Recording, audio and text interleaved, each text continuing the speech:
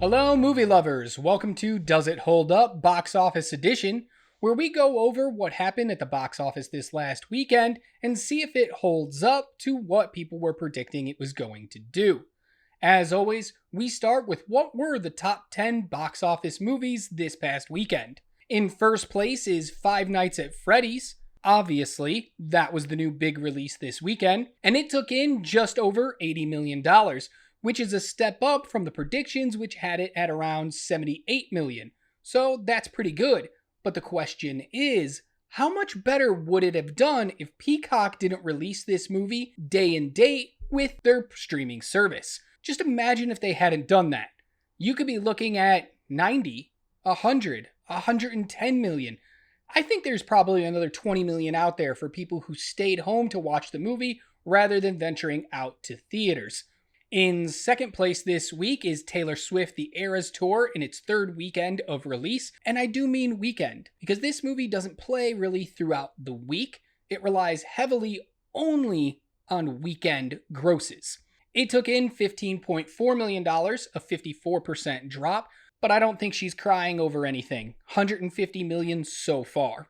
In third place, in its second week, is Killers of the Flower Moon, with only 9.3 million, a 60% drop. That's the kind of drop you expect from a superhero movie or a movie that opened up to 100 million, 110, even 90, 80. I expect Five Nights at Freddy's to have a drop similar to this 60% next week. But when you only open up to just over 20 million and then you have a 60% drop, that's saying something, and it's not anything good. So far, Killers of the Flower Moon has taken in just under $41 million. In fourth place is a new release called After Death. It took in just over $5 million. And in fifth place, in its fourth week, is The Exorcist Believer with $3.2 million, a 43% drop. But it's just approaching that $60 million mark so far. I think they're okay with that. It's not covering the cost that they spent to obtain the rights to the Exorcist franchise, but for this movie alone, with such a low budget, it's going to make some money. In sixth place is Paw Patrol, the Mighty Movie, in its fifth week with $2.3 million, a 47% drop, but again, approaching about $60 million. I'm sure they're happy with that. In seventh place is another new release with just over $2 million is Freelance, the new John Cena movie. I didn't get a chance to check it out over the past weekend, but I do plan on seeing it sometime soon. In eighth place, in its second week during its 30th anniversary re-release, is The Nightmare Before Christmas, taking in $2.1 million with a 50% drop, but that's to be expected. It's a 30th re-release. Since this movie came out in 1993, it has taken over in $85 million. That's massive. I did not know this movie had made that much money. I thought it was more of a cult classic, something that built on at-home releases rather than theatrical ones. I would venture to guess a lot of that money was made with all of these re-releases they've been doing over the years. In ninth place is Saw X in its fifth week with another $1.7 million, a 51% drop, but it's crossed the 50 million mark, so it's doing all right. And in 10th place is one of the biggest box office disappointments of 2023. In its fifth week, it's The Creator, with just over $1 million, another 46% drop, and only $38.8 million to date. Out of the top 10 this week is The Blind after just 4 weeks, A Haunting in Venice with a solid 6 weeks, and The Nun 2 with 7 weeks spent in the top 10 at the weekend box office. So the number one movie of the weekend was Five Nights at Freddy's, a horror movie based on a horror video game franchise. And it got me thinking, that's not the only time this has happened. There have been other movies that have come out based on horror games, and I wanted to take a look at what are the top opening weekends for movies that fall into that very small niche. I know, it's a little weird, but just run with me on this one. And here's the top 5 horror movies based on horror video games opening weekends at the box office. Number 1 is Five Nights at Freddy's from 2023, the new one that just came out, with that over $80 million. In second place is Resident Evil Afterlife from 2010 with 26.6 million. In third place is Resident Evil Extinction from 2007 with 23.6 million. In fourth place, Resident Evil Apocalypse from 2004 with 23 million. And in fifth place, if you can believe it, but I'm sure you can, it's another Resident Evil movie. But this one is Retribution from 2012 with just over $21 million. This is a very consistent franchise. If you take a look at this, those movies range from 2004 to 2012, 8-year span, and yet they all opened in their respective years over $20 million. The budgets on these movies ballooned with each new release, but at least you knew you were going to get $20 million at opening weekend. But you know what we do here. We don't stop by just looking at the current numbers. We have to adjust for inflation to see how everything holds up if they were all on a level playing field. So let's take a look. In first place is still Five Nights at Freddy's with that 80 million. In second place, jumping up from that fourth spot, is 2004's Resident Evil Apocalypse with an adjusted total of just over $39 million. Staying in third place is Resident Evil Extinction from 2007 with 36.2 million. Dropping down from second place is Resident Evil Afterlife, falling into fourth place from 2010 with 35.5 million. And a new one to the list is Silent Hill from 2006 with $32.4 million. That's a little disappointing because for my money, I'll take the Silent Hill movie over any of the Resident Evil movies any day of the week. Another surprise while going over all this, the original Resident Evil movie, which many people consider to be the only good Resident Evil movie, is nowhere to be seen on any of these lists. It opened up to about 17 million all the way back in 2002, and unfortunately, adjusted for inflation, it just kind of fell short of every other movie that came out. One of the new releases that came out this past weekend that we just talked about was a movie called After Death. With that $5 million, it came in fourth place, which is pretty good.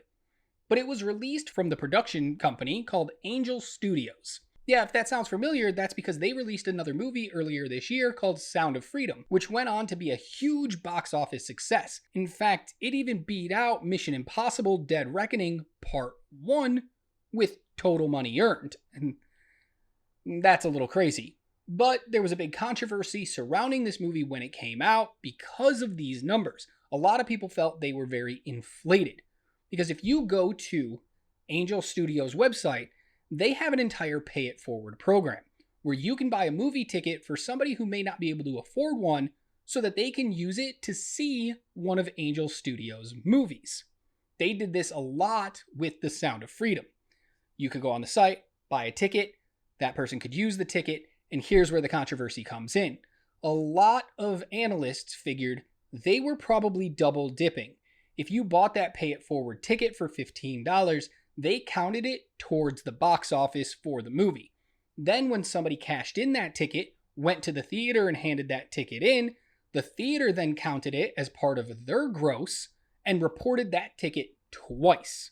And that's how the numbers got inflated so high on that movie. I'm not saying they did that. I'm not saying they didn't do that. Because people from the studio have said that's not what they did. They did not double dip when it came to the pay it forward program. This one just smells a little rotten, if you ask me. So, is After Death going to do as well as The Sound of Freedom did earlier this year? Well, looking at the opening weekends, I'm going to say no. Because Sound of Freedom opened up to 19.7 million, where After Death opened up to just that 5 million. That's a huge difference. But it gets me thinking, maybe they learned their lesson from the last time when they got called out, and they're not reporting the number doubled. And that's why the number looks so low. I don't know. Let me know in the comments below what you think. Do you think Angel Studios was double dipping when they reported their box office numbers, or do you think they were legit?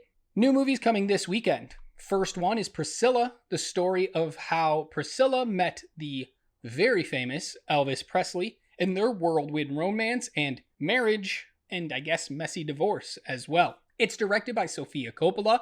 It stars Kaylee Spenny, Jacob Elordi, and Demarga Dominchik. It's currently at 90% fresh on Rotten Tomatoes, which translates to a 7.6 out of 10 actual rating, and it opens in theaters this Friday. Radical is also hitting theaters this Friday. This is a movie based on a true story of a frustrated teacher that tries a new teaching approach to break through to his students in a neglected and corrupt Mexican border town. If you're a fan of movies like Dangerous Minds or Freedom Writers, this one might be right up your alley. Maybe you want to give it a shot. It stars Eugenio Derbez, who is really known more for his comedic chops rather than his dramatic acting. But I am curious. I do like him anytime he shows up in a movie, so it's going to be very interesting to see what he pulls off in this one. It currently sits at 94% fresh on Rotten Tomatoes, and that's a 7.8 out of 10 if you like looking at the actual ratings rather than the tomato meter. Another one coming to theaters this Friday is The Marsh King's Daughter. This is the story of a woman who must face off against the man who kept her and her mother captive in the woods for years after he escapes from prison. The problem is, the man knows everything about the woods and the woman because he is her father, and he taught her everything she knows about how to survive in the woods. It stars Daisy Ridley, Garrett Hedlund, and Ben Mendelsohn as the deranged father. Listen, Ben Mendelsohn is fantastic in everything he does. He's a wonderful villain every time he shows up in a movie, and I'm super excited to see what he can bring to this one. That's it for this week at Does It Hold Up's Box Office Edition. Did the box office hold up? I think it did. Five Nights at Freddy's overperforms. A few movies underperform, but all in all, it was a really good balance. But let me know if you're going to check out any of these movies in theaters this weekend, or is there something else you're looking forward to? Let me know in the comments.